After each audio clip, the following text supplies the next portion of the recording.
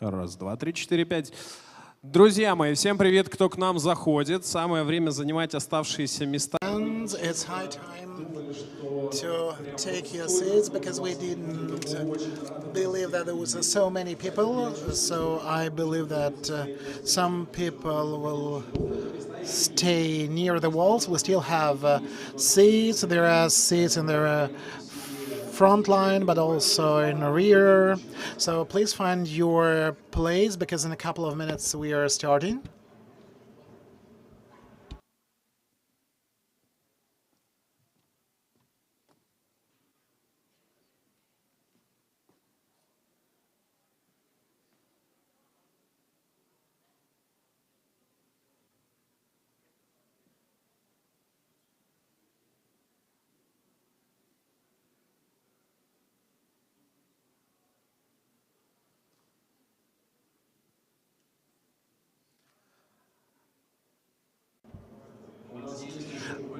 We have got very few free seats in front. Maybe we've got in the rear part as well.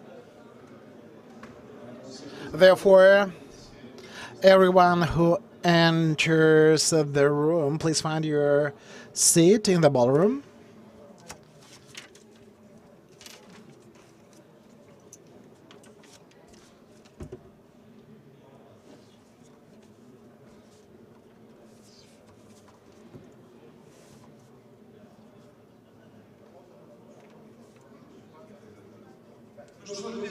Well, dear friends, it's high time we should start the meeting. We are so pleased to come back to Baku. Hopefully the stream is live, so please wave a hand. Oh, super. The stream is live. I'm greeting everyone who watching us on YouTube and some social network. We came back to Baku with our nice event. Who are we? Our community and TV channel and Telegram channel. We are building stories in different cities and countries. We launched this story in Russia, then we moved to Baku, Azerbaijan, and then to Dubai. Our community is getting international. Today we're gonna speak about the products.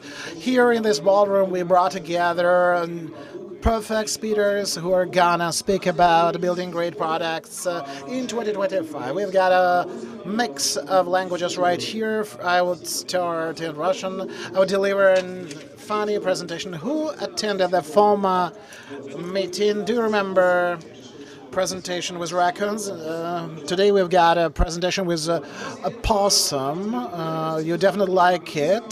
Therefore, later we have a panel discussion in English. We've got a set of headsets with translation. If you need, may proceed to the headset corner. And later we've got networking. It's very crucial so that you would meet new people. You would not group together with the people you came with, because we've got so many talented, gifted professionals from different companies. So we've got a real mix of different people with lesser concentration of one company officers only. So here you definitely may find a person who would act a source of knowledge, and you may learn from him or her, or you may get a new interlocutor in order to establish new relations. We do it with the purpose of promoting community here in Baku, so that this community gets developed and grown, and it would be very instrumental to all companies for cascading our knowledge. So please display my presentation. Stop. There is a very important fine point. We've got two QRs over there. If you came here and we're not watching Telegram channel, just so we've got left QR Avash, and the right QR is a QR of our big friends from beer system ecosystem. There's so many vacancies posted there. If you're interested to join this Guys, the right QR is for you. Just let's go. Let's proceed to a presentation. Possums and I decided to read the story on how big companies fail in product management. Our smart speakers was gonna speak about building a nice, cool products. But I decided to do the adverse. I would like to complain on the pain and weak points because I'm consulting our scope mainly on consulting services. We work with many companies, and as consultant, I realize why many companies fail. We need to draw conclusions. Definitely, it would be very instrumental to. Once again, about me, who I am Sergey Shubin, CEO of House Consulting. Well, to put it briefly, I've got a corporate background. I worked for banks, for petrol industry and IT, but at some point I decided to assist a lot of companies. What is our story? We've got a challenge. Most of companies in our environment and neighborhood are desperate to learn how to manage products. Product management means that we need to create a soup-top products for customers and designed for meeting purpose of customers with perfect metrics which win their place in the market and would be great. And at a glance, major corporations have everything. They've got enough resources, or maybe they've got intentions, talents, and human resources, but something fails. And in my humble opinion, there are different viewpoints when they respond to the question why they fail. I would like to show some samples and cases too. Maybe this might shift your mindset in your company, or you may watch these funny possums in order to get a better mood. First, in my opinion, any big company suffers from red tape, which in most cases overshadows mindset. Please raise your hand if you've got a process with more than 5 agreement linkages. Oh, nearly everyone. It happens that in big company, every tiny cuff with 10 agreements may at a glance appear to be very good, but it happened there is no simultaneous agreement. It's sequential only. And later we know that this sequential agreement brings no responsibilities. We just wait for weeks for a person who is not motivated and interested to provide agreements.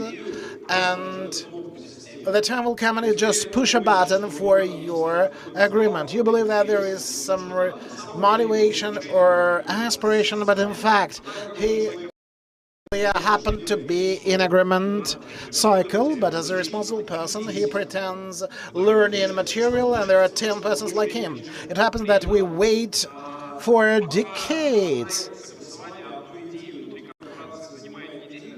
Agreement within the company takes weeks, and short taps reintroduced 10 times because they are small enough. There is no need for agreement and consents.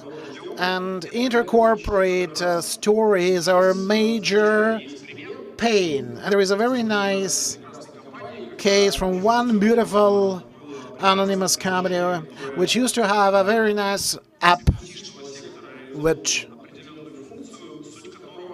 fulfilled some functions from B2C. It was a very basic function, but within the company for 6 months, enormous number of top managers agreed on this coloring, and just 10 times they reviewed the story with different shades of gray, and finally they failed. Their competitor, a small company which did the same, changed design 3 times for the same timeline and tested so many assumptions. Second challenge, the number of meetings. Who is furious because of the number of meetings? I'm also driven crazy. It doesn't really matter if it's online or online. not because of their number, but because of their utility or no utility. The companies who arrange a proper facility for meetings are few enough, because any meeting may appear as exclusive now. Let's think through together, because I cannot think through by my own. Let's put aside our stuff and think through. It's clear because I try to share responsibility. But finally, it turns into the cycle of needless communication. We are brought together with no agenda. We look at each other, drink tea, and in a couple of days we realize that there is need for another meeting. And it turns into a regular process. It happens that if you check your calendar, 40, 50, or 60% of the timeline includes the meetings with no start and with no conclusions. How can we provoke a product sale? It's not clear. Here you've got a quote from one of the respected company, which says, let's arrange a meeting in order to discuss necessity for another meeting for product strategy. Formulation proper speaks a lot. And I do believe that here the company should get capability to arrange a facility for effective meetings with approved agenda, which everyone is aware what is the reason for the meeting. But most times we don't have like that, and we slow down. A third challenge is customer. I believe that our speakers would speak about customer orientation of a product strategy. We need to realize the customer obsession. We need to test assumption, a hypothesis. But if you check every second company, you need to know how new ideas emerge. New ideas and insights emerge by top managers. The top managers come and say, I don't know, what do we need? The customers are not aware. I just Googled, I just downloaded some apps, and I'm concerned, and I believe that this is the way we need to move forward. So your backlog is not based on customer obsession, but rather on viewpoint of top manager. And this backlog said, let's have a survey in order to check what do we need. Maybe it might make sense to question customers, but he's explained that you don't realize what real life is. And finally, we understand what happens. You're either Steve Jobs, who is aware of everything, or you just pass by. Opportunities to pass by is dramatically higher than of being Steve Jobs. It does not matter to serve. It's not one company. There are so many companies which priority is not based on customer needs, nor on the metrics. It's constructed on the priorities of the top managers, because he believe that this is cool, this is what we need. If the plane does not fly, we need to blame someone. Something is wrong with my mic. Okay, everything's okay. And we start to find the guilty person. We need to check the IT officers. Maybe some requirements are not described, but we need to come back to the very starting point and realize the backlog is distorted thanks to some genius ideas of one person only. Another challenge is initiative. Product at a glance means freedom and liberty. New products should emerge in the places where people are given some levers for independent decisions. But the challenge of major and rich companies lies in a virtual assumption that everything works well. We should not look deeply. If at a glance everything is okay and we get money with no risk of closure of business, it kills everything. The braver your idea, the more revolutionary ideas are alienated by the company staff. It happened that there is an equilibrium, and we believe that there is no need to change, but at the same time we would like to be super innovational in order to create a perfect product. It is not based on inbox ideas. It's mainly based on out-the-box assumptions. When managers offered construe the system algorithm on different platforms with a higher conversion by 25%.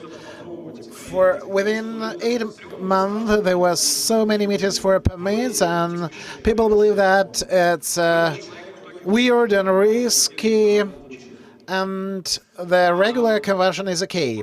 This person quitted, and the company didn't win. And another challenge: why major companies find it really challenging to manage products? This cargo cult of different modes and adherence to the processes. The companies are just mad about processes. I also like that, but sometimes they are blindly follow these processes. This is a trap. How many people did participate in transformation when consultants like me appeared and say there is a model you need to adhere to? How many people? So those one who raise their hands are okay, but there are people who are ashamed and they didn't raise their hand. Okay, there are more than half of attendants.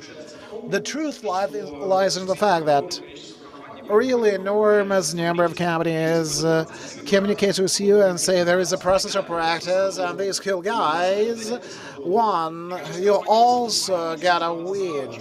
I believe that if companies, Spotify, would know what makes us important corporate world, would be surprised. They're not appropriated the streaming service with a nice music. There are chapters, tribes, it was cascaded globally, and they say you need to work at Spotify. I remember a statement by a Spotify officer, maybe ex-Spotify officer. He said the only opportunities for replication of our structure is operation and music business. If you're the Netherlands-based bank, it's very strange or weird to replicate a music industry model. The story of a blind replication of the process with no awareness of the meaning just kills corporation. A product manager case is another explosive story, because some people believe that if we replicate, copy paste anyone, everyone will be killed. But sometimes we mechanically copy paste and with no outcome. We spoke about frameworks last time, and we cannot ignore this topic again. And if we drag any framework to a company, no matter which one, just for the case of dragging into, the pace of innovation reduced twice, but everything is okay at a glance. A train goes, and SAFE was introduced, but innovations and introductions pace reduced by half. What happens? It's clear that there are so many cases and stories explaining why product management is not working well in corporations. There are so many cases. I've just showcased at the top of the iceberg what holds your activities.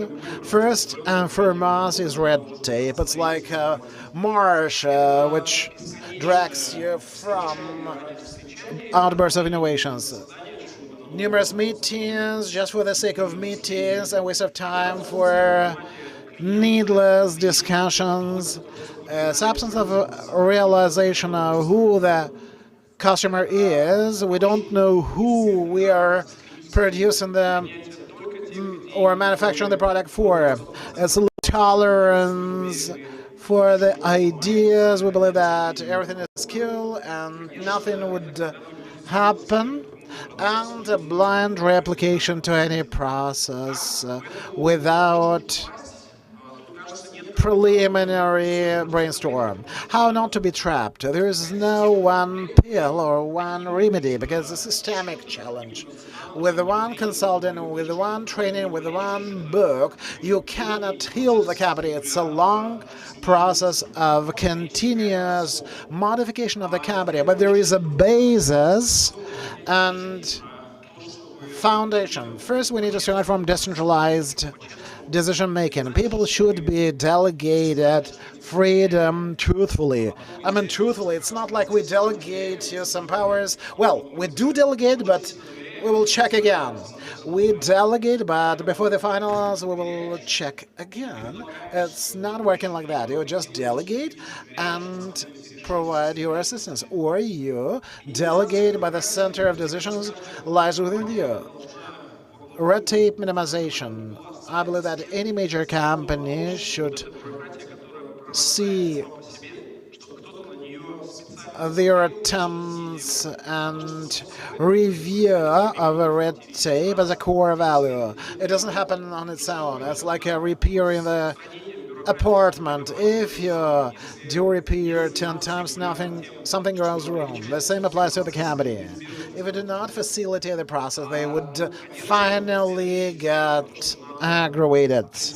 And another case is about customer centricity. Now, the management centricity is very challenging because it implies necessity for negotiation with the top management and saying no to the management, because sometimes it challenges. If we don't have enough powers and authority to say no, I'll say that customers tend to need something different. Of course, it starts from the top level. The first figures of the company should realize that we need to stay away and realize what customers need, really, not what they spot in different apps.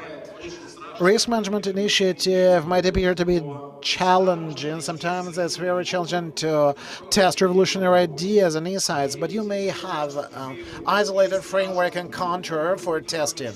And if there is a failure, it would be minor and tidy. Anyway, you will test and you will check if there is something that would trigger your business. You may test, maybe it will work.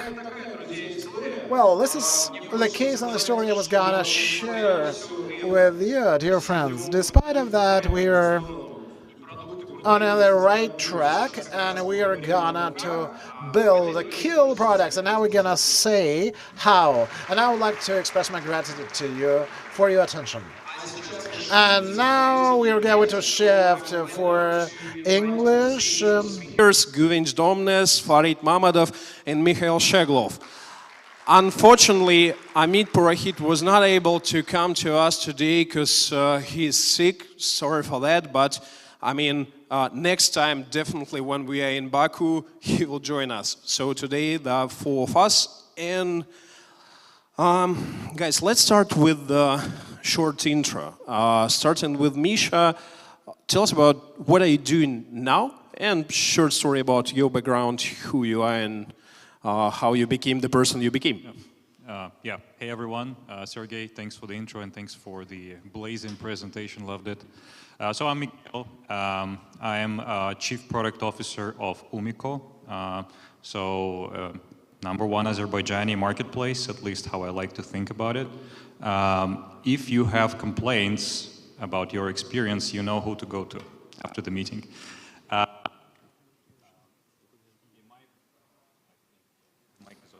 Mic is off. Yeah. The other mic is okay. coming. One. Yeah.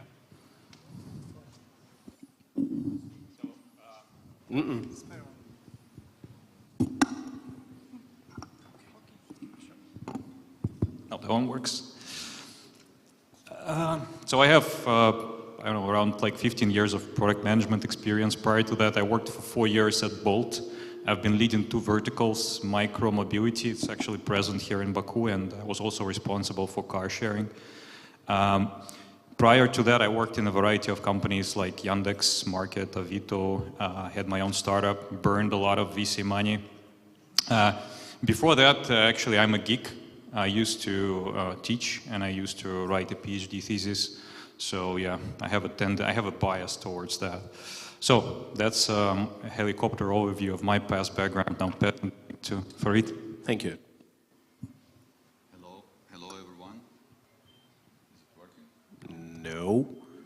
Product bugs. Hello, yes, product. Not good product, that mic. Hello everyone, my name is Farid Mamadov. I'm CEO of Bid Ecosystem. And after Sergey's presentation, I think I can say one of the guys who is responsible for all this mess happening, why product is not working. And my background is banker. I'm a banker by DNA who is in transition from banking probably to, I don't know, new era or new economics, next generation businesses. And but I'm not, I don't consider myself there yet. I still banker by DNA, and as Güvenç referred to me from time to time, old school guy. So I'll try my best. Thank you. So, hello, my name is Güvenç. I'm pleased to be here. Now it's my turn. Yes, so I'm currently director for Magnet Omni Business in Russia, and my background is mixed. So I started my career in Procter & Gamble. I was on FMCG. Then I made a switch to a startup in Domino's Pizza, and after that I basically changed my career to be a startup and more e-commerce kind of a guy. And I was also leading Delivery Club in Russia. We grew it, turned it around, sold it to Yandex, our competitor. And now I'm doing Omni business. Also in my other time, like with remaining time, I'm also in some boards and I'm advisor to some companies. And I'm also involved in, Pasha Holding and Capital Bank, which is a pleasure for me. I also have my own family business, a small, business with my family. And it's a restaurant chain and it's growing in Turkey. So in my little free time, I also, go to those restaurants and enjoy the restaurant business as well. In addition to that, I'm also involved in several businesses also in the region, like in Uzbekistan, I'm involved in Üzüm new ecosystem, and I've been part of the food tech business, and I've been co-founding it together with the team. So very, very pleased to be here. Do you have a plan to open a restaurant in Baku? Not yet, so too competitive here. We'll talk today. Yeah. So talking about the great products, now let's start with the definition first. I mean, what is the great product differs from one point of view to another? I'm really curious to hear what you think of the definition of a great product in 2025, great, let's say, digital product, to make it more narrow, and what differs great products from the other products from your point of view? It's a very generic question, so you can only get a generic answer. So a great product is a product that solves your problem. So you have a problem and then the product solves it. So you want to order a product, you order it and it's a seamless experience without problems, it works. Okay? But I think to set the bar for the great product, we should understand one thing. In product business, there is no gradual continuum. So that's why anybody who starts the journey in terms of developing the product, let's say they start from the beginning of the journey, and beginning of the journey sucks. Because the customers establish their expectations based on the best product in the market and the latest best product that they use. So you either are there or you are nowhere. So that's why it's a very binary situation. You cannot have an okay product because okay product nobody uses. So that's why the bar is always very, very high, and that's why the great product definition also changes all the time. So you either have the greatest product or you don't have a product. And that's why this journey of getting there is a very painful journey, and it's a continuous learning journey, but at the same time it's super necessary because without competing at that level, you also don't have business, because those companies who have those great products will steal business from you at one point. But in the same time, we have lots of examples, let's say, when it's really not that great, but it's present on the market and it lives for decades for some reason. So how? Yeah, I think it's because of the business inertia and the customer inertia, because the new products and the new businesses disrupt very fast. So think about, for example, how Tinkoff disrupted banking. In Russia in the last 10 years, it disrupted so completely through a great product. And it was complete product obsession and complete customer obsession. And when Tinkoff started, okay, they started what, more than 10 years ago, right? But in 10 years, you know, they came to a significant size because of this, and they disrupted. Now everybody's following them, but 10 years later. So of course the other banks are following because of the inertia, and that's why I think when it comes to this kind of, you know, transformations, they might take long time, but they happen. And when they happen, and if you're not ready, you are too late. So that's why the bar for developing the product has to be always very high. Mm-hmm. Super. Farid, do you have something to build on top? Yeah, I would say we had this discussion in our team, like leaders of ecosystem, what we're best at and kind of what we should be best at. And one of the things is launching products. And then we had a discussion about, yes, we're launching products, but what does it mean to launch great products? And one of the things, one of the definitions that we kind of like to iterate between us is that this is the great product is the product for which customers love to pay. What I mean is that, as an example, when I had this discussion with one of the consultants, actually, I was like, but who loves to pay for the product? It's like, I love to pay for Amazon Kindle books because it's such a pleasant experience. So this is one thing, in a sense that if the product needs like constant subsidies and like lowering the price or whatever subsidies, probably it's not a good product. As I said, again, I'm an old school guy. I will talk a lot about money, so like paying for the product. And another thing which I think which we discover right now that is super important is scalability. So the product built in a way with the technology, with the platform, which doesn't require refactor it like 100% each kind of when you reach the next level in terms of the customers, in terms of the new features, etc., etc. So for me, I second 100% what Güvenç said, but for me these two would be also like defining features. So Misha, we now came up with the fact that the great product is the product that people would love to pay. It's a scalable product. Do you have something to build on top of that? Once again, Mike? I think I have something to add on the bottom of this discussion, right? So I have a very pragmatic view on what a good and versus the bad product is. I think a great product is the one that delivers value. The other question is, how do you measure value? And I look at value in two ways. So there is hard value, which is money, time, or anything that you can measure. And the other side of value is soft value, which is mostly about user experience, brand, like non-tangible stuff that you cannot really measure. So I think there are products which have incredibly shitty user experience. At the same time, they're there on the market simply because they can deliver the hard value in the best way possible. So I think being a great, it means being the best in terms of hard value proposition relative to your competition in a given market. So that's how I view it. Super. I'll shift to Russian for a second. Друзья, если мы хотим прерываться периодически... Dear guys, if you would like to stop and raise questions, feel free during discussions you've got. Any questions to our speakers, please raise your hand and articulate your question in Russian and English. Any other questions? And we will give mic. And so we are moving on. Meaning you guys can make up your mind to form up the questions for the next round. So, for the great product development, once again, some will say that, let's say, there is a one tablet to fix it all. Some will say that the frameworks are essential to build the great products, like, I don't know, lean customer development or any other stuff that somehow framing the process, that what we will put our bet on, and that what will help us to build a great product. Others will say that what is crucial is to have the hard skills and to have enough people to deliver the product.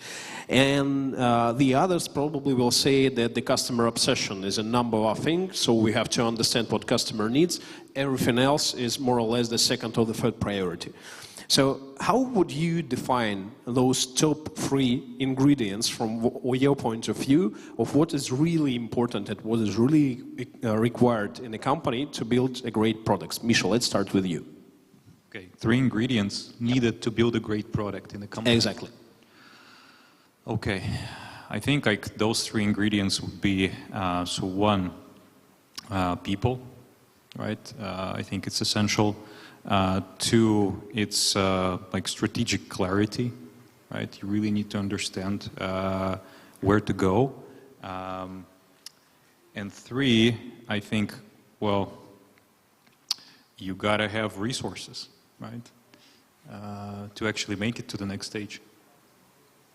So if you have all of those 3 in a given equation, you can start moving. Super. Farid, what do you think? What are the top 3 things from your point of view needed to build a great product?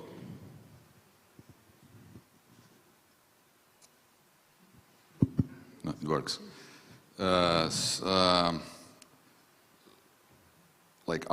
Customer obsession, I think, is absolutely crucial, and for, let's say, old economy or traditional economy companies, that's the main challenge, because kind of usually it's revenue obsession versus customer obsession. But so we're talking about big systems, big organizations. And just customer obsession would do great, like only customer obsession would do great and magical things in a startup environment maybe, or when you try to find the solution for the particular customer problem. But when we talk about big organizations and transition to like product organization, product mindset, etc., I believe that the process in this case would be key. And the process, when I say process, I mean the process that starts with the customer and work backwards. As you rightfully mentioned, we know this intellectually, but always forget when we discuss the product, like, yes, this is the way how to do it. And then somewhere, but did we ask the customer? So that's the challenge, but it should start from there. And I think the second very important ingredient is that it should be highly iterative, like repeating, failing, learning, and kind of building on that.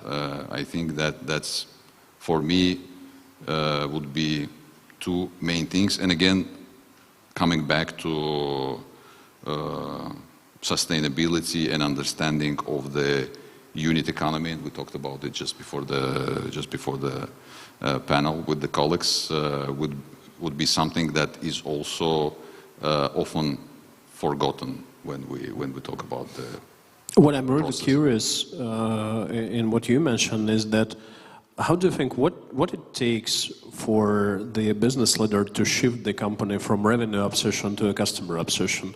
How, I mean, practically it could be done? Because normally it's one of the hardest things that probably you can imagine as a business leader to do. Yeah, it's a tough one, and we are in the process. But for example, if we were talking about practical examples, what we've done, one thing that we've done, we have this monthly reviews with all the businesses, and usually how it starts in banks, P&L, balance sheet, then sales, then blah, blah, blah, and somewhere in the bottom where you never reach, there is a customer.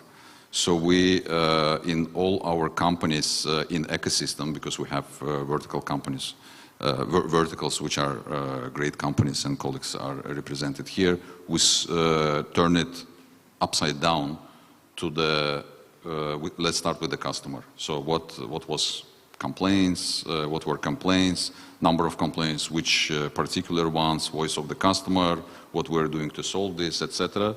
So this helps because because of our DNA of kind of financial institutions, we will keep balance sheet and P&L in mind anyways. So no need to focus on that. So this is, from the practical point of view, this is one thing that we did, and I think it helps a lot.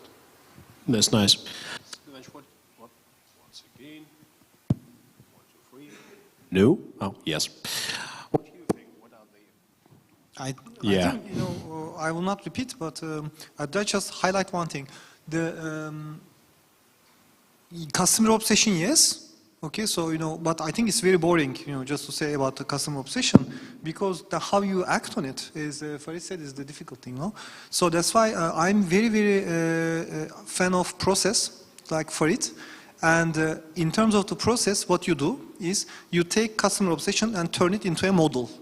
So basically, to answer your question about how do you link customer obsession to the revenues is, you will have revenue if the customers find value in your product to use it.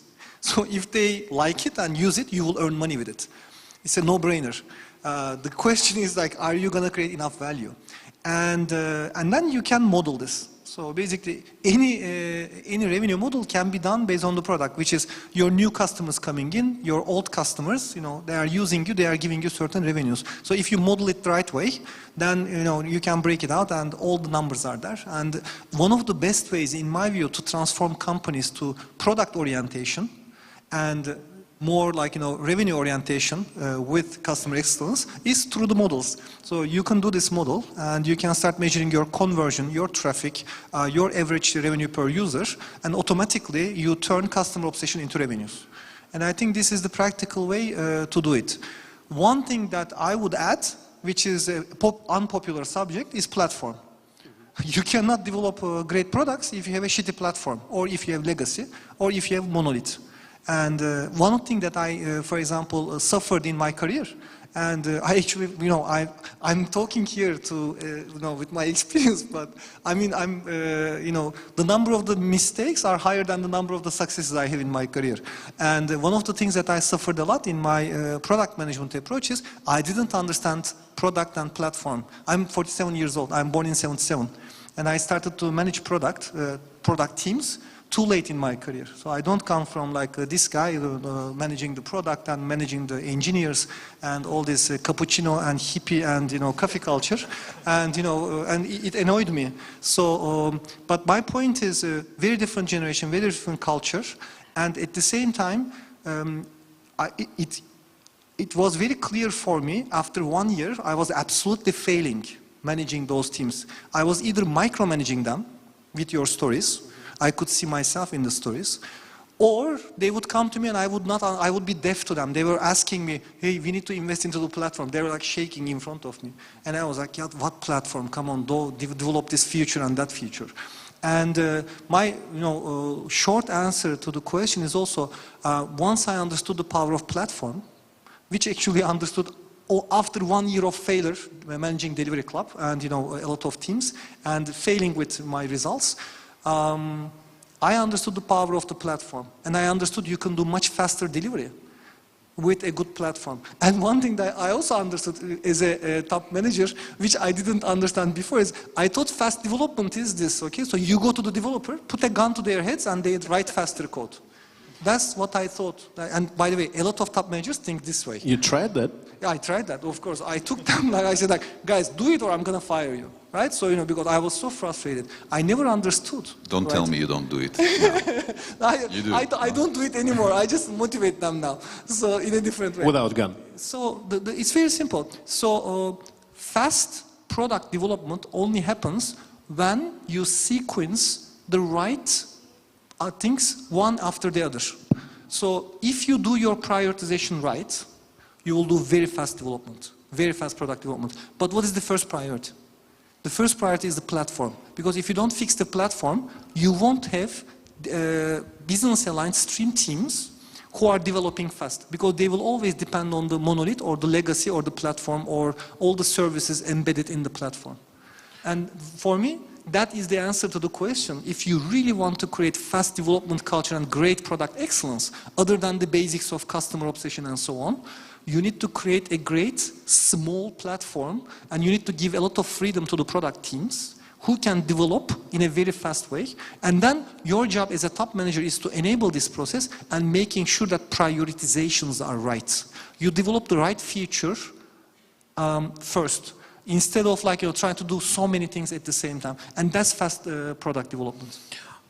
That brings another question to my mind. You see lots of CTOs, they are struggling to convince their CEOs to invest in platforms just because of the reason that normally the talks goes like that. Like, you know what, we need a few $millions.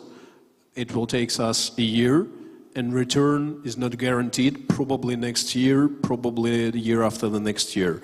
And then the discussion goes like nowhere. So how do you think, what should be, let's say, the positioning from the CTO to explain why is it so necessary to invest in the platform? I think great question. Okay, so if I were a CTO trying to convince my CEO, first thing I would do is I would give a book to my CEO to read. I would give them team topologies book. Okay, so it's 200-page book. Read the team topologies, educate yourself. That's number one. Number two, as a CTO, I would advise my CEO the following. As a CEO, you should not delegate technology to CTOs. Simple as that. So you cannot delegate technology to CTOs. What does that mean? This is not disempowering the CTO. On the contrary, it's empowering the CTO.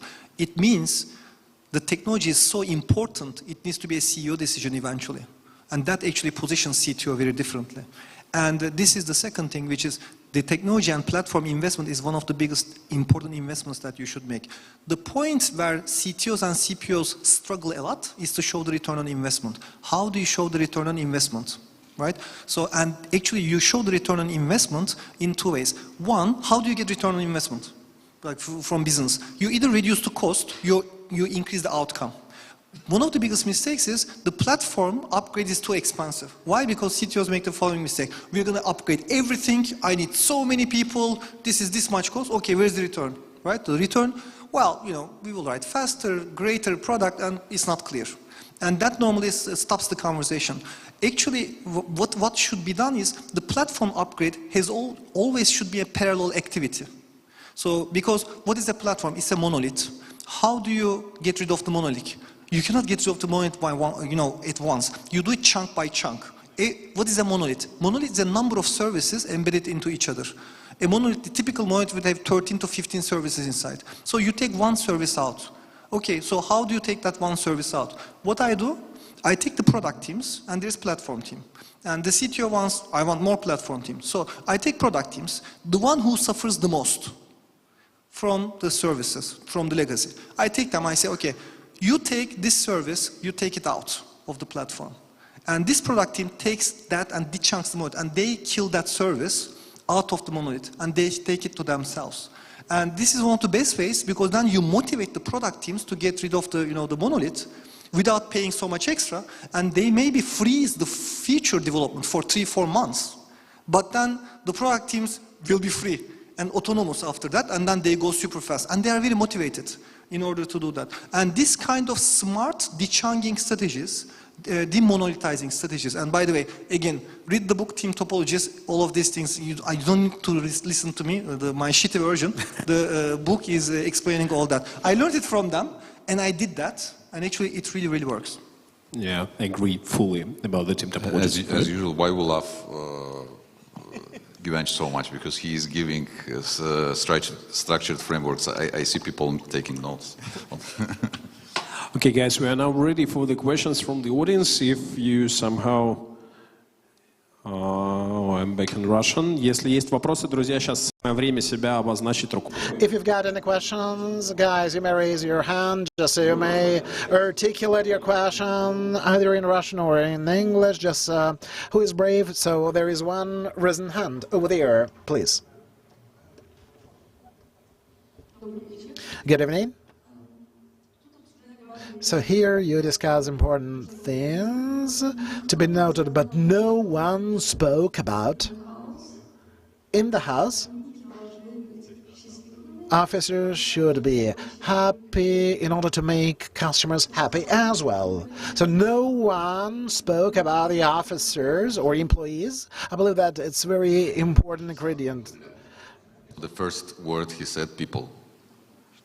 And kind of, yeah, maybe the question was about people, I translated right? the question. So the question was whether people have to be in the first place and happy in order to deliver the great product. The answer is obviously yes, I believe. I have my own view about this. So may I? You don't agree? Your view that with the gun people have to suffer. What is your name? What is your name? My name is Nermin. Narmin. Narmin? Narmin. Okay, Narmin. Great question. Okay. So great question. I have my own view about this, and I've been doing product development for now, like very, very intensively for the past more than 6 years, and at scale. So, and right now we are running. I think right now the number of product teams we have is like 48 at the same time, and I can tell you one thing: Happiness is not what I focus on when we are doing product development. Happiness of the employees. We don't focus on that. Because happiness is an output metric.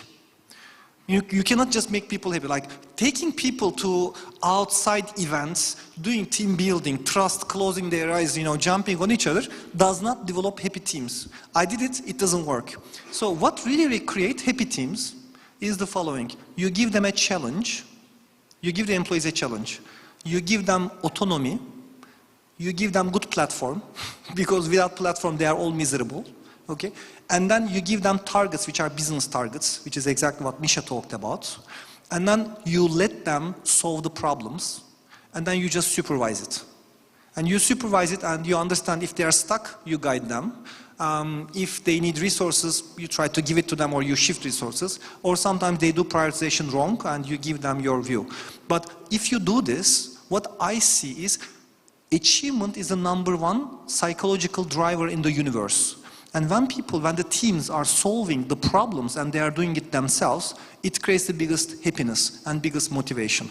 All the rest, which is external motivation, salaries and bonuses and all that, actually is secondary to the first one.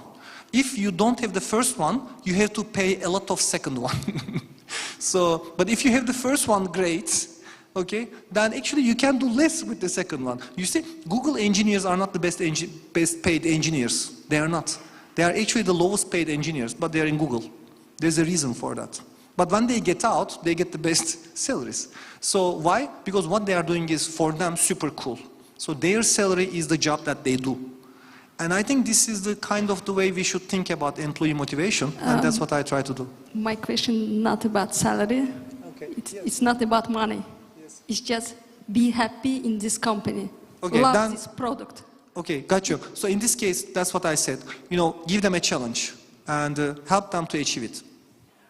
Yeah, also, maybe one thing that I would add to challenge is also like if there are many talented people in one organization, that also what makes people happy or motivated, because the more dense from the talent point of view organization, the more, so there is a saying, people don't leave a company, people leave managers, but in this sense, teams. So maybe that is super important. I mean, we're not disagreeing with you. I'm just mentioning that we should start to speak with people, and kind of this is also my view on top of what Güvenç said. I'll add like just 2 cents. I think it's important, and I agree with my colleagues. I think it's important to look not at the happiness per se, but at engagement, right? And the way and engagement, it's true, it is an output metric, but what impacts engagement? So in order to be engaged, you gotta have a challenge that fits your abilities to solve. That's 1. 2, you have to be recognized for this challenge. Because if not, then you'll feel lost in an organization. And 3, you need to have enough managerial support for you to grow. And if you have kind of all that and the mission of the company really resonates with you, then by default you'll be happy. That reminds me the time, you remember when everyone was trying to copy and paste Google, they were starting with the Office. So the idea was that we will bring a cool office with all this stuff, PlayStation, blah, blah, blah, and it will help us to deliver the great products. And then the fact, exactly what you mentioned, the platform is full of shit, no processes, no competences, nothing, but we do have a PlayStation. Okay, we have a time for another question here in the second row. Just introduce yourself, please, when you start. Russian, English, whatever you prefer. Раз. Hi, my name is Lala. I'm from Pasha Bank.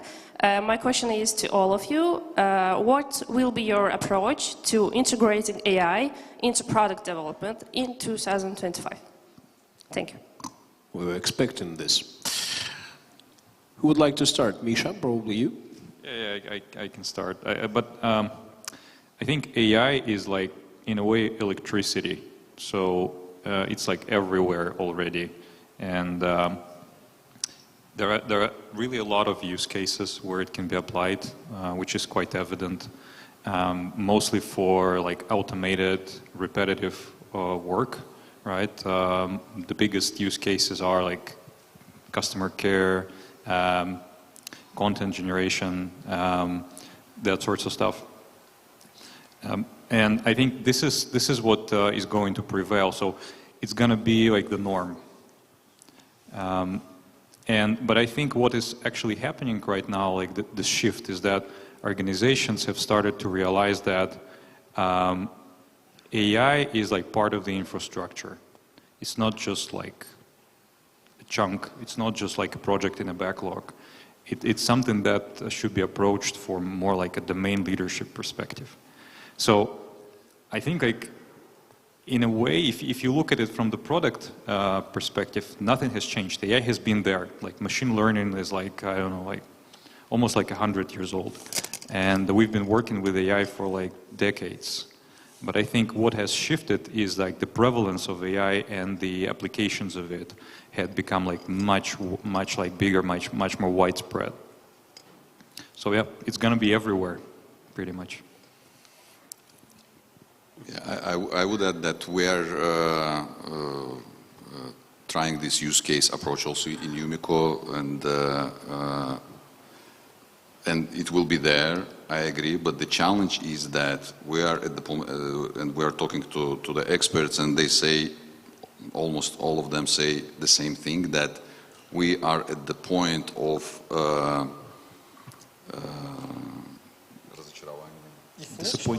disappointment, because the use cases are there and kind of they're cool, but do they generate the result? Do they generate the bottom line result? Do they bring value to the business at the end of the day? Some of them, or many of them, bring value to customer, but kind of the challenge is to turn it to real kind of value for the business. And unfortunately, or I don't know, that's the reality. The only value that is calculated is the capacity that it brings, and capacity means that you can do things with less people. So I think what we'll see, and kind of all the discussions that we'll have, how to make it measurable, comes to the same thing. How to make it measurable, we can measure it only by doing more things with less people, right? And that would be kind of this, I think, also dilemma in organizations to move it forward. And so this is use case approach, but also there is another approach, is that it's actually enabler for, and it sounds like a dream, but want to believe in that dream. It's the new, it's not just use cases, it's a new way of operations.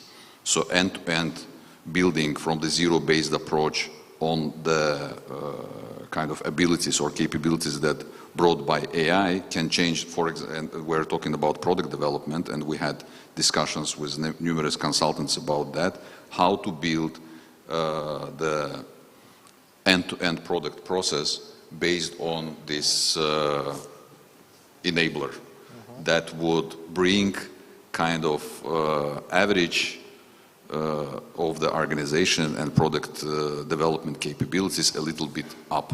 But for that, it's not use case. It's you need to rebuild end-to-end the whole, I don't know, platform, the way you work. It will not be Jira, but something else, and how to kind of build infrastructure for that. It's a big challenge, but kind of idea is super appealing, and if we can do that, that would be super awesome. So we'll try to think in that direction. Okay, moving on. Thank you for the great question, Govanch. Let's continue with you. Now, the role of the product guy, let's call him the product manager or the product owner. The problem with the role that, I mean, getting the example of developers, with the developers pretty clear. Let's say it's way more clear what developers should do and what are the skills expected from the developer.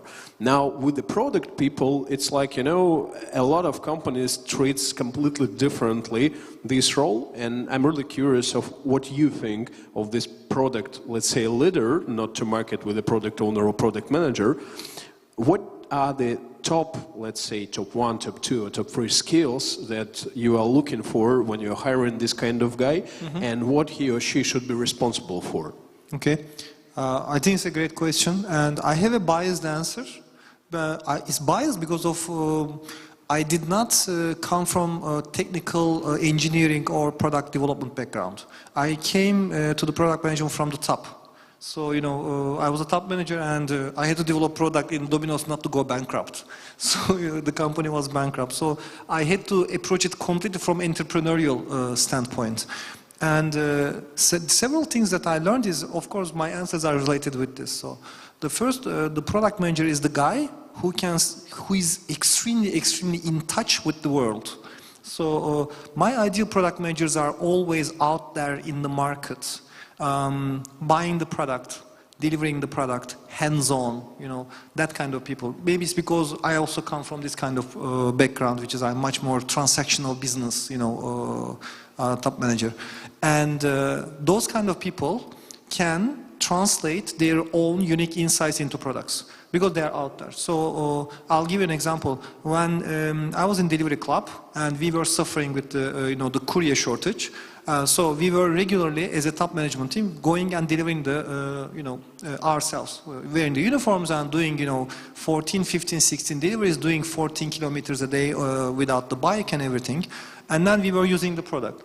And that actually gave us more stimulus and more product roadmap features than any other meetings. Because then we would come back and we would say, okay, so like there are 3 things we gotta do, and if we do it, like we're gonna improve this experience. So that's the kind of the guy, that's one thing, which is being in touch with the world and being hands-on. We have, after some time, we decided to write these things down, and we created product management principles. And I can share this, you know, as a follow-up if you want. And we call it use it or lose it. So which brings me to using the product. So ideal product manager uses the bloody product. You would be amazed how many people, even the developers, don't use the product.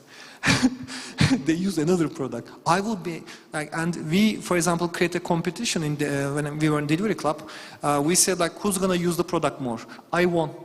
I used the product 900 orders. And the second one was the CPO with 600 orders. And the third one was a developer. So, you know, when you use the product, you catch all the use cases. So the good product manager is also obsessed with corner cases. So there's a mistake. So, you know, you go to your product manager and say, yeah, but, you know, hey, I have this problem. He says, well, but it's a corner case. What is a corner case? You know, you have this answer a lot. What is a corner case? Corner case is your bad design. You didn't think about it when you were developing, and now you're blaming it's a corner case. So when people use the product, you don't see the corner cases. Why? Because they designed for it. What is a mistake? Mistake is something that is not designed well. So, and you can see that people who are obsessed with using the product will design better products. So that's the second thing. The third thing about the great product managers, in my view, they are not afraid to take business KPIs. So I always give the CPOs the revenue targets. Okay, so it's simple as that. Okay, so you know, you are CPO, you're in business. Simple as that. Product is the business. Product is not the service. Product is the business, right? So if you are the head of this business, what is the number one metric? Revenue. So great product managers get revenue as their KPIs. And then, then they are smart enough with the models to turn that revenue into the model, which is number of customers, how much they spend, the revenues, the conversion, you can just break it out in a very simple mathematical model in Miro mind matchup, and then you can just give it to your teams. Three features. But for the last one, it regularly happens in the companies when they actually separate the commercial part from the product part, saying that, okay, you are the product guy, you're responsible for, customer experience, the feature development, the overall understanding of the product, but there is a commercial guy and he will sell what you just developed. And from your point of view, as I understood you, it doesn't work really. I think it's a very stupid mistake. So to separate the revenue KPI between product and business, because think about it. Forget about product. Okay, so let's think about sales and marketing. Revenue KPI. Okay, does marketing get revenue KPI? Yes. Marketing gets revenue KPI because they're in charge of growing revenues. Does sales get revenue KPI? Of course, yes. They bring the customers, okay, or they bring the partners who will bring. So how is it, why do we have to separate revenue KPI, not to give it to sales and marketing? Of course, we need to give the same KPI to sales and marketing. It's obvious as that. So why should I not give revenue KPI to the CPO? He's in charge of the product, he's bringing the customers, and he's determining the customer experience. Of course, CPO has to be responsible for the revenue. And I don't accept any CPO telling me about what can we do about the product because, there is some customer or there's some marketing not bringing me the product. I don't care. Why? Because we create the process well enough so that you can work together with those other departments. That's why you have a process with the other departments. And that's why this kind of KPIs has to be given to two teams at the same time. And this is not a new practice. Got it. Farid, build something on top of what you think really required from the product leader, let's say, to build a great product. I would elaborate the revenue part and these business KPIs actually to extend it to understanding of unit economy of your product. Not just revenue, but how does it impact the business? How, on a unit level, how does it impact the P&L and bottom line? And it doesn't mean that, by the way, all the products needs to be sold. But how does it affect and how to build this path to better economics is something that is crucial and something that I think missing, because it's like notion of product ownership is like this process and building the customer experience, but the rest is not kind of up to me. And the second one is, or the third one, as the name implies, product owner's name implies, the ownership. Again, because in many cases, so we're building the product and customer experience, but then it doesn't work because of the regulation.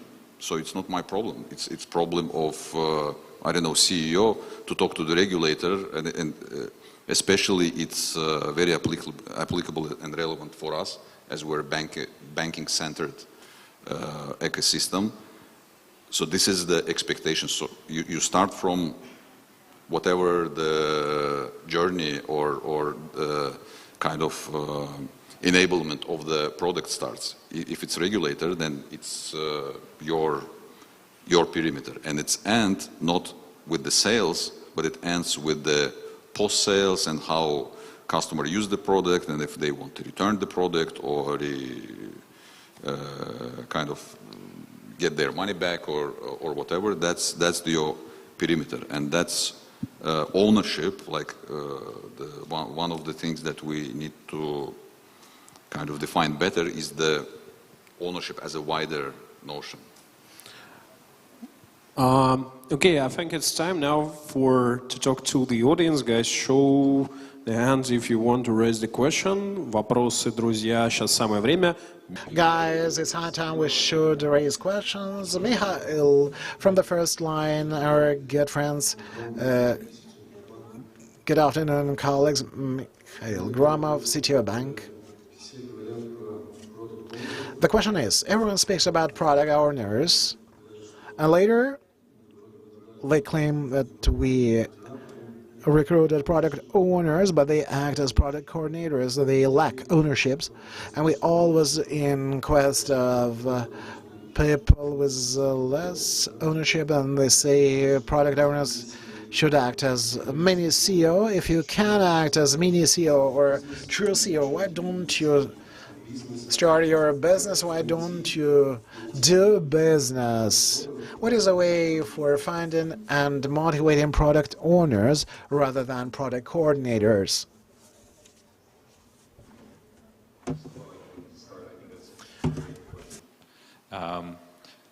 So I don't have a product owner term in my vocabulary. I only speak in terms of product managers. That's my bias. But the thing is, the best product managers, they actually come from entrepreneurial background. That is true. Because they know what's a P&L, they know what is cash burn, they know the risk, and they know how to operate with high stakes. However, like, it's a really hard find, right? A product manager with such experience that is not working heavily on building the next startup that will IPO, and that actually is available on the open market. So you have to create an environment for people to flourish as entrepreneurs, right? And that starts by actually giving more autonomy and ownership to people and very hard goals to reach. And when we're talking about, like, we've talked a lot about P&L, we've talked about revenues, and revenue is a hard metric to move because it's not really sensitive. And you have to think about many aspects, not only of the application itself or like the web or whatever, but about the business and the underlying operations as well.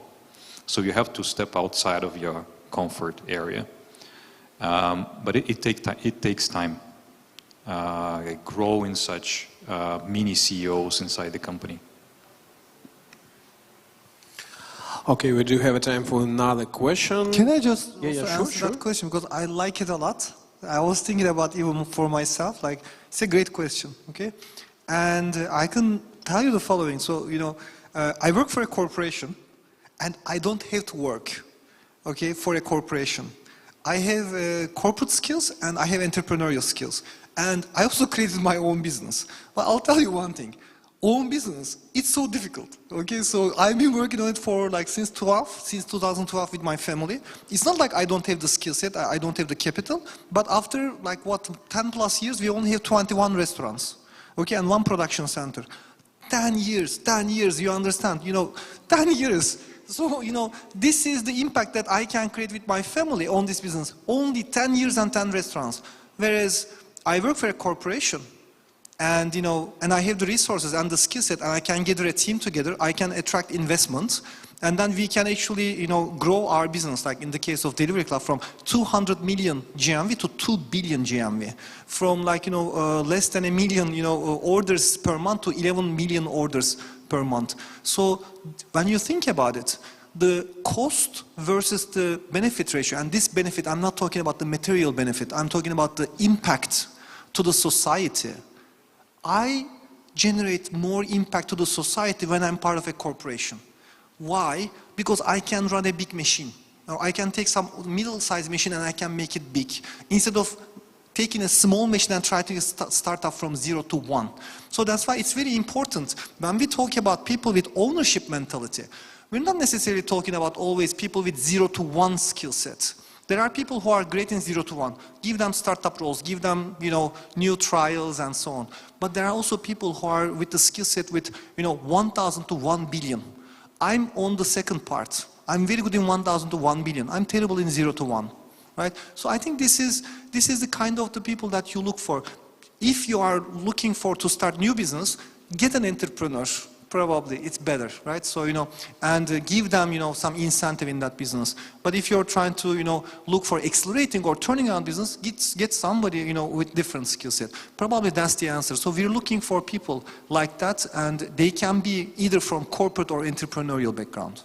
And to build on that, I would say that one of the hard things for the corporations when they're really hiring the former entrepreneurs is that the way they are managing these people, that is crazy for them. Because normally when you're managing the former entrepreneur, there's completely different style of management. Because normally these people, they don't love any kind of rules, any kind of corporate bullshit. They want to, cross the angles, and they want to do what they believe in. And the way you're managing them is really different from my point of view of comparing to those who are growing in the corporations. Maybe I also want to add a couple of points. So in terms of the hiring for this hiring, let's start with the hiring. So I think like what we need to change, or in general what should be the approach. I know that it sounds theoretical, kind of, but this is what I believe is hiring. Are we hiring for skill or hiring for attitude? So all those things that, I don't know, call it entrepreneurship or call it curiosity.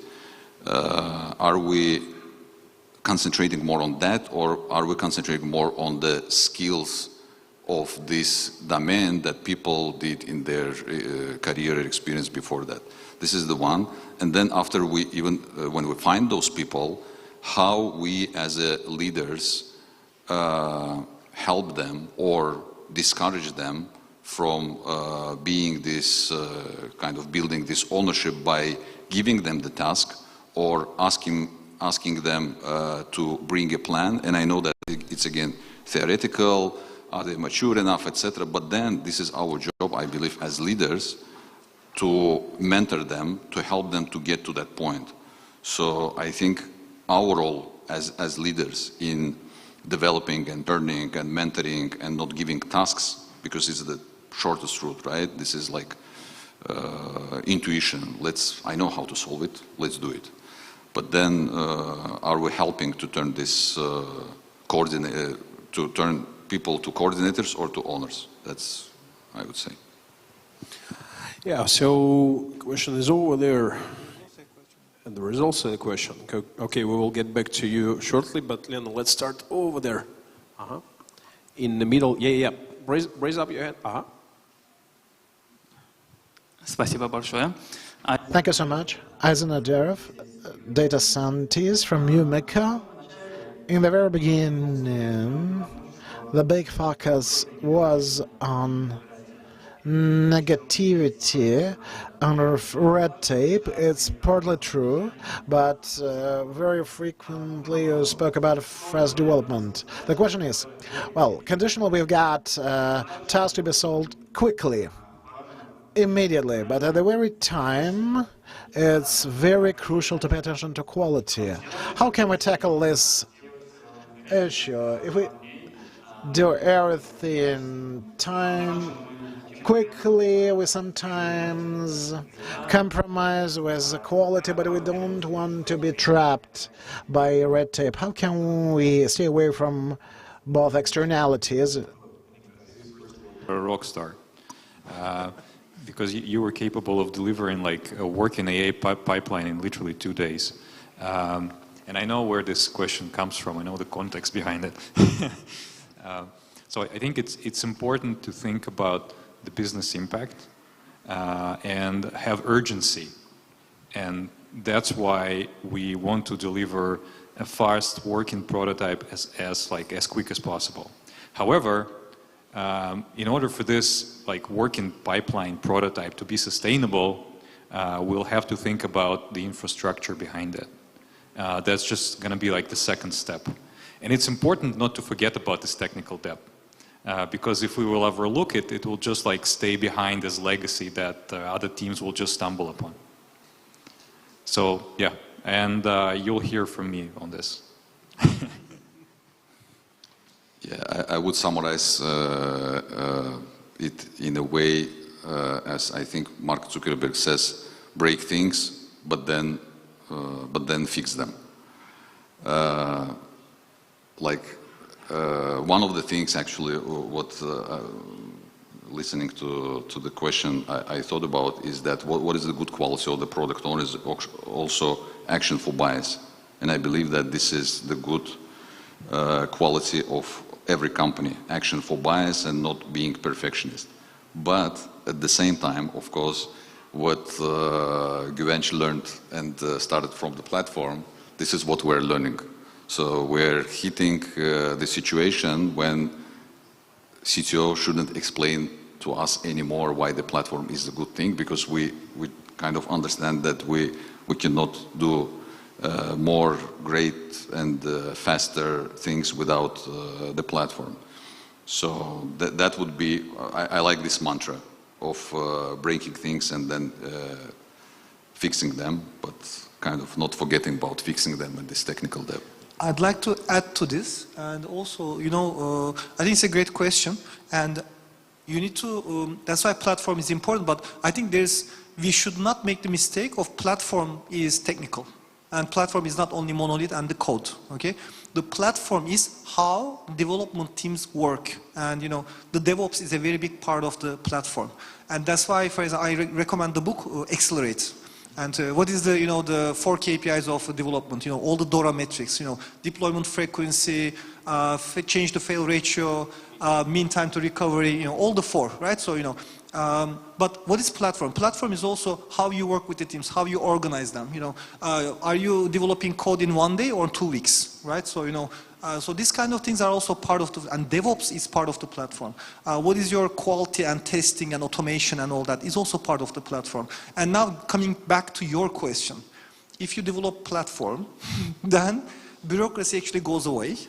Then bureaucracy is needed when you need to slow down the decisions. So which decisions you need to slow down and which decisions you need to accelerate.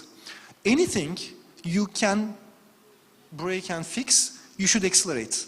Why? Because you can fix it. Okay, so we call it fail fast, learn a lot, and disrupt. Actually, it's one of our product principles. I'll share with you. And if it is a reversible decision, break it, make the mistake, and give this freedom to the teams. And I think the teams should be able to launch stuff without any approval from the management. If that mistake can be corrected and it's at a small scale, nobody cares, right? Because if it wins, we will scale it. But if you are deciding to put together a new subscription and, you know, launch it nationally, well, you'd better slow down that decision because, you know, you need to bring in finance and so on. Or when you're deciding on a warehouse, which you cannot make it and break it, right? So, you know, you need to slow down that decision. You need to do proper, you know, forecasting and planning and supply chain and logistics and all the data science models related with it. So that's why I think, you know, we should not apply every decision the same.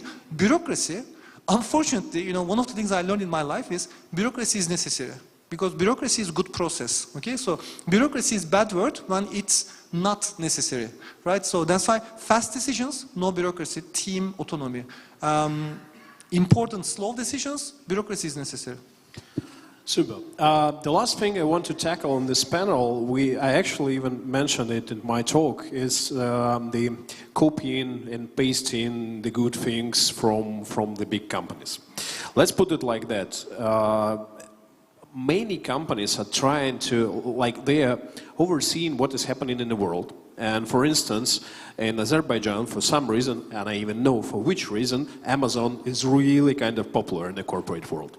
For some reason, a lot of people in the corporate world of Azerbaijan are trying to adopt the approach from Amazon.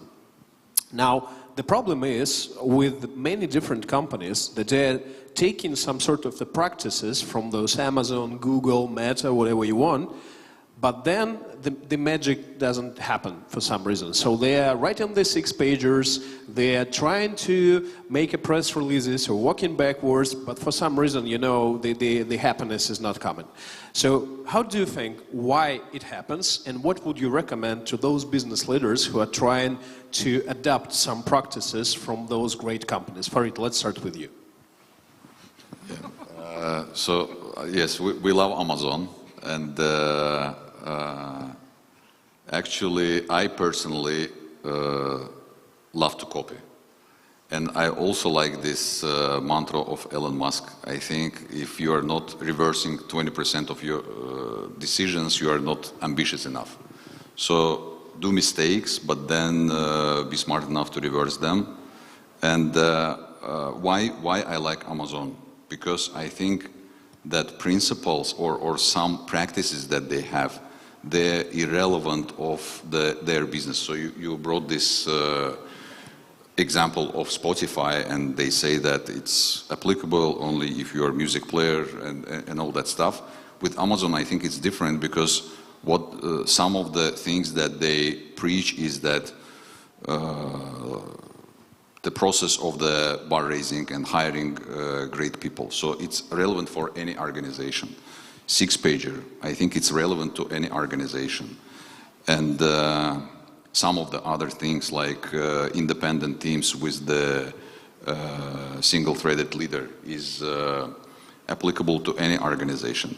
The trick is that what is the expectation? Of course, if you expect magic, then you're disappointed, because magic will not happen. So for example, 6-pager, we're practicing for, I would say last 2.5 years, when we started to talk about it, like 2.5 years, right? And just now we are kind of understanding when to use it, when not to use it, when it's actually slowing down unnecessary processes. But what we discover, that it makes us all think. It makes us all to be aligned, because we're reading the same document and not pretending that we already went through the presentation when it was sent to us 3 days before. No one read it, no one, and we stuck on the first slide, challenging people, not letting them to go to the last one when actually all the questions are answered. So this is not magic, but this is super helpful. So if you are not expecting magic, and if you are I would say, I don't know, stubborn, maybe is the right word, to make it work. Because, for example, with STL, we made a mistake of taking it as a cargo cult, as you say, just implementing, okay, it's a great idea to break teams to company to the teams and give them all the resources and they will be enabled. We did, and it didn't work, and it made things worse. Why? Because we realized that actually we're monolith and we need to break down the monolith to enable them. But we didn't say that, okay, so this is not working, let's reverse back to the old style of work, because we believe in this way of work. What we need to do, we need to refactor and make platform the way it will enable actually this product teams and STLs, etc. So I think that these frameworks and bringing these frameworks is super helpful, because this way you change the culture. So when we say that how to move to the product culture and to the new culture, culture is a very soft word.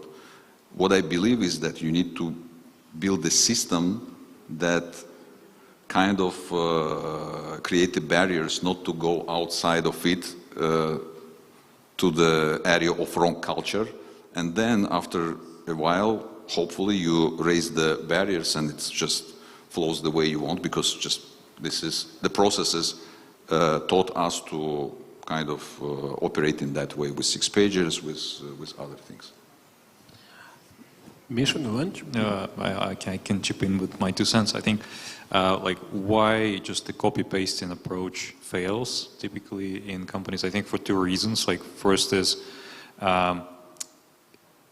like leaders are not pinpointing the actual problem that they have in the organization and are just like copy-pasting the frameworks and trying to kind of layer those frameworks on top, creating more complexity rather than solving the actual problem. I think one good example is the OKRs, right? So OKRs are great when you want to create accountability, but they're horrible when you want to create clarity in terms of the narrative, because like narrative gets lost in all those like objectives, key results type of a thing, right?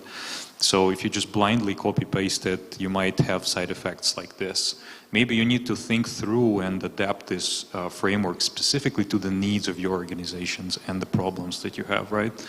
And the second problem is that like by the time that the company learns about the framework, like for instance, like Google has been doing OKRs for like 20 years, like Amazon has been doing like 6-pagers for 20 years. They have a lot of muscle, right, when it comes to those frameworks, and a lot of talented people working on it. So when you copy paste it, you need to keep in mind that you need to give it time to flourish, for the teams to build actual skills to start using them properly, right? And there will be like some adoption curve. So yeah, I think these are the two core reasons. I'd like to also say something about copying. There's a problem sorry, can I understand who is from product tech data community here? Кто здесь из продукт, инженерных ролей, вот всяких таких So айтишных? in this community, there's a problem. And this problem is called NIH syndrome, not invented here syndrome. Because they are creative people, you know, like have you ever gone to a creative agency and then tell them like, you know, look, this campaign is so good, why don't we just copy it? You know, how they look at you. They are creative people. And one of the issues in some of the parts, I'm not, of course, I'm stereotyping, but one of the problems with creative people is they don't want to repeat. And because of that, you know, this not invented here syndrome is an artificial barrier. But in business, there is no Nobel Prize.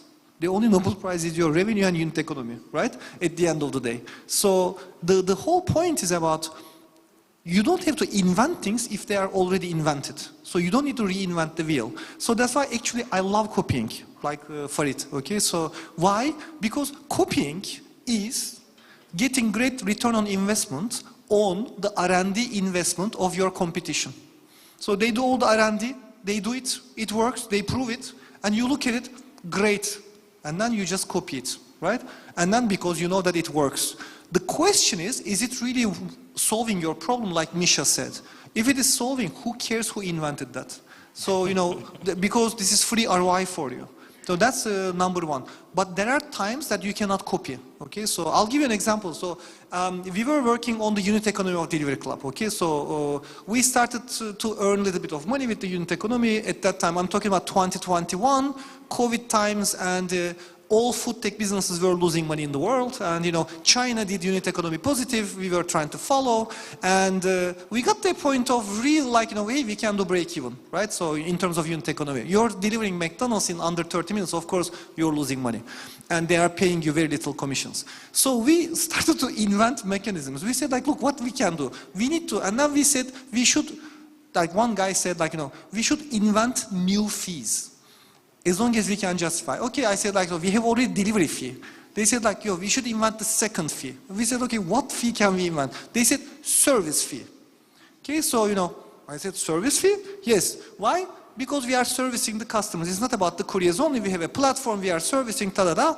And now we're like, okay, but it should be very small and it should not bother. It should be like VAT, okay? So we said, okay, let's A-B test it. So immediately they went to the A-B testing.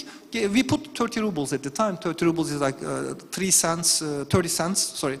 And of course it worked, right? So, you know, and then we launched a service fee. And it helped, you know, like in total year, it actually at one point, when I left the business, it was bringing $15 million in revenue, the whole service fee, okay?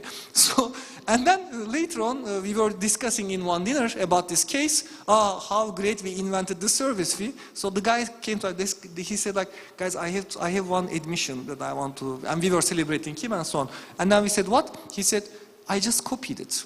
So he said, where did you copy it from? He said, from DoorDash analyst report. So, you know, I saw it there, and then like I came it, and then I offered it. You all thought it's my idea, but if it was not my idea, it was not. Of course, we knew DoorDash was doing, you know, service fee, but we thought that the idea came from him. So, and, you know, he was ashamed for stealing it. Actually, for me, he's a hero for stealing it at the end of the day. So, you know, it does not matter who creates the idea. It does not matter. I think that's a great moment to finalize it, because time flies and we can talk almost forever, but with this moment, first of all, I want to thank you, gentlemen, for this discussion. It was really great, and I hope you guys also enjoyed it. And let's make a great hand of applause to those beautiful speakers.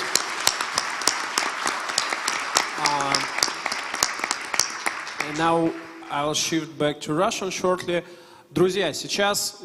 Guys, now we have got some aspects. First, if you remember, we have two QRs. The first QR was nice vacancies in beer ecosystem. Please ensure if you would like to join. You've got right QR, and left QR is a QR when we describe management and events announcement. We've got some organizational aspects. First, we do not go in the yard. You've got nice time for networking with the people you don't know, to get contacts. We've got nice food in the lobby and everything to make you comfortable.